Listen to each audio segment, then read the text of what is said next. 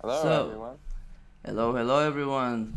So we want to welcome back our guest, Jules from France. Yeah, thank you. Thank you too. So we continue our little series about basically about Jules's success and his games and his very quick rise to, I believe at this point, 1800 rating Yeah, 1823 now, actually. in But in in, yeah, in rapid ratings, right? yeah, yeah, Yeah, very good. So and this time we will kind of try to dedicate this video more to the end games. yeah. So yeah, and in this is our first game. So you are playing here on the black side, Back. Yeah, and actually black I has had a, yeah, not much time actually. not So much time, but this is an endgame where you have a pawn up, but we have opposite colored bishops. yeah, What so it was tricky. it was tricky, right? Because many times in such endgames, even two pawns of advantage It's not um, are not enough. Yeah, are not enough. So I think if the opponent would play very solid moves here, it would be a big, very big chance for a draw. Maybe if we would just go king g2, try to centralize his king. yeah. Maybe bishop c3 or something. But The problem yeah, is yeah. that one of the problems King. that if your king tries to go too actively, Oh, the bishop can collect the pawns exactly all on of your e8. opponents, exactly all Yeah, of your opponents are on light square, so the bishop will just approach from behind, and basically the king is always needed to protect these pawns. yeah, But the opponent made a very, I would say, typical mistakes for players who have worse positions. He didn't like his situation. He wanted to force things. He wanted to kind of try yeah, to force a draw. yeah, So he played a move g4. And if I understand it correctly, he wanted to exchange a lot of pawns. So yeah, yeah. But exchange means a pawn against a pawn, and I took a pawn for free, so yeah, you it's took not a pawn for such a free. great strategy. Yes, so he took a pawn, but maybe his intention was at this point to take on h5, which he did, and he was counting on this bishop d1 move. Oh, and then to have a passed pawn, then okay. Yeah, but the problem is that now black is possessing two connected Yeah, pass pawns, and um, and actually I think that was a very big mistake from him, and now black has very serious winning chances because the two connected pawns can support each other, and also finally you can activate your king, right? Because once the pawns start yeah, moving, they protect each other, and the king doesn't need to support them all of the time.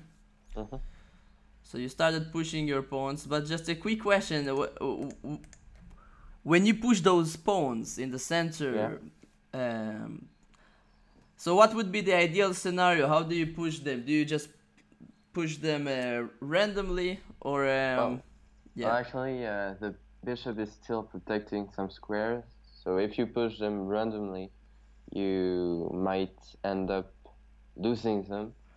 Of course, So they must protect each other in they order must to protect each advance. other, right? And also Or the one, king can protect yeah, the a pawn king too. can protect them. So they have to have the support of the king, but also The because if, bishop maybe? yeah, and also the bishop. This is why we have to always try to put them on the opposite color to our bishop, because Oh yeah, if we yeah, push yeah. them on dark squares, he might be able to put a blockade to block our pawns on light squares, and then it will be impossible for them to move. For example, okay, you played e5 in the game. I would definitely start with f5 because I want to push the pawns once again on the light squares first of all, Yeah. and maybe only then e5 and e4. But after e5, bishop takes h5. You played e4 immediately. This is a bit Oh, rushed oh move. yeah, yeah, yeah. Of course, I didn't know I played Yeah, like that. a bit But rushed. again, I had Yeah. a really Low time. not a lot of time. Yeah. We know, yes, a bit rushed. Because now the pawns are disconnected from each other. Now he could maybe play king g4, attacking your bishop on f4. And if the bishop moves, let's say h6, then he can play king f5. And now the king is in between those pawns. Yeah. Now they are disconnected from each other. And this is probably a draw. Draw. Yeah. Probably a draw. So it's very important when you push those pawns to push them together to support each other. And never to allow them to be disconnected. So luckily he played here bishop e2. He gave you another chance to connect your pawns. You still didn't do it actually. Played bishop h6. You gave him another chance perhaps to play a move like king g4. Yeah. Maybe it's still a draw. He played it. Yeah, he did actually play king g4. But now you played king f6, which was a good move. Your intention is to go to e5. Yes, and then to support your other pawn. Yeah. This is a very critical position, I think. Now he just pushed his own pawn. Now notice that the pawn on the h file is not very important. He cannot advance. He is blocked. Yeah. So advancing this pawn doesn't have too much meaning. For white, it's only important once again to try and avoid you from connecting your pawns. So how can white, let's say, disturb you from playing king e5 and f5? Well, maybe he can play bishop c4 actually. Yes. So that I can't play king e5 because he would collect the pawn and then it would be a draw. Yeah, so this is a great move, bishop c4, because after this move, black basically is pinned down to protect the pawn. And if he goes back, then once again you can reach this f5 square, and this once again should be a draw. So h5, I think when he played this move, now you are back on the right track. King e5, king h4, f5, and now now once these pawns are connected, once again it should be a winning position. So f4 check, and now you play the right move, f3. E3 would be a huge mistake. Oh yeah, because the king would kind of blockade my own king. Yes, and this is just a drawn position. Even if black will, even if black collects this pawn, you cannot do anything. White will just stand in place with his bishop. He will go bishop f1, bishop e2, bishop f1, bishop e2, and you cannot. And if I collect the a2 pawn? No, then it would be a victory. But I will just not allow you to do so. The pawn is on light square, so I can put it, for example, on a4 and my bishop on b5. Yeah. Okay. This should be a draw. So. So once again, it's very important to push the pawns on the opposite color. So f3, and now bishop c4 he played. The pawn on h5 in this position is really not important. That's something we just ignore it. It's just blockaded, right? You now played king f6, maybe trying to go to g5 and to collect it. But really, maybe we can just ignore it and continue with our plan. So. For example, I would play now king f4. Oh, I played king f6. Okay. Yes. Because it was a joke or something. Yes, it's not a joke. And now the pawns can advance once again. By the way, another very important point. So I'm kind of moving. You reach basically the same position. You know that this position might have been still a draw without those pawns. Really? Yes, because then he could sacrifice his bishop for the two pawns and reach a drawn position. Oh yeah. So that might be still a draw. But thanks to these pawns, it's also very important that the a pawn having the same promotion color as your bishop, right? Yeah. If it would be a light square bishop, it would be still a draw. You know, a blind bishop, we say. Okay. So it's pretty nice. Yeah, so e3, king f1. So okay, you played a4. fine. You can do whatever you want at this point, pretty much. Yeah, and these pawns, you baited him to take this pawn, but it's now these pawns. Now I like this king g2 move, just to control the promoting square. Yep. And then yeah, it's inevitable. yeah, he could try maybe to resist more with a move like bishop c6, but he immediately cracked with bishop b5, and the pawn just promoted. Or maybe. Yeah. Oh yeah. No, I thought maybe he mouse slipped or something. No, probably not. But it's when the pawn reached e2 and f3, it's winning regardless. You can also. Okay.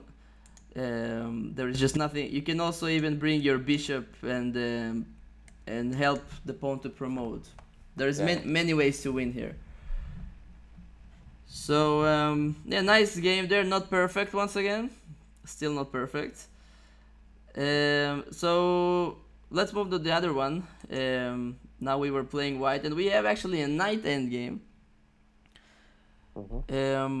So we are joining the game on move number 26. You just played the move knight to b3.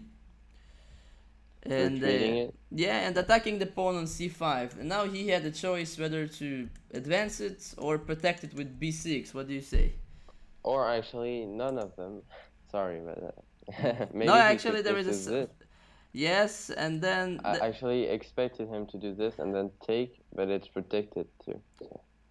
But you know, I'm not really sure that's a great idea, because now the knight is on a very passive square, and even though you have won a pawn, I am activating my king, and if you now play b6, I am continuing maybe to activate my king. So it's really unclear at this point who is going to win.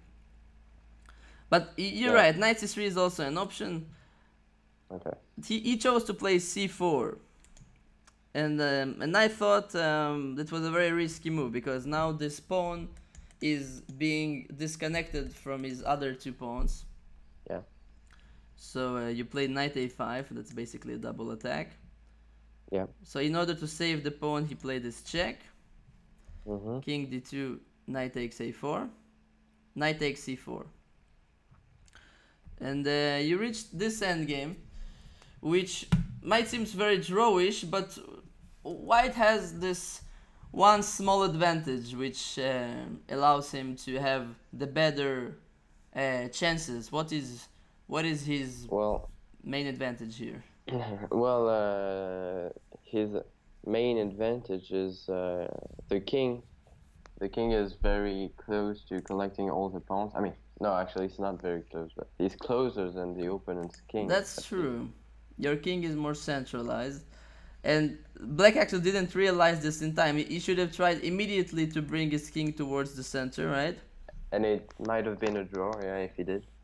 Probably would be a draw, but he kind of played a bit of a couple of slow moves. And you started marching your king towards his pawns on the queen side. Yeah. And he just didn't, and now he was just one move late. He played king f8 right now, only to realize after king d5 he cannot stop king c6. So maybe if he would have two moves and he would manage to reach d7, maybe it would be still okay for him. But now, after king e7, king c6, your king got extremely active, and this is what made the difference in this game. But still, he played king d8 now. He blocked your king from entering his position.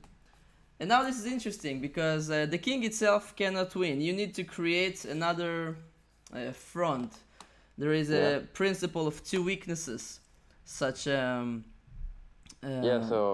I'm occupying one side, and he can defend both sides. So. Yeah, exactly. If you create another front, it will be more difficult for him to battle in two fronts, right? Yeah. So what is the second weakness, or the second kind of front that you can create here in this position?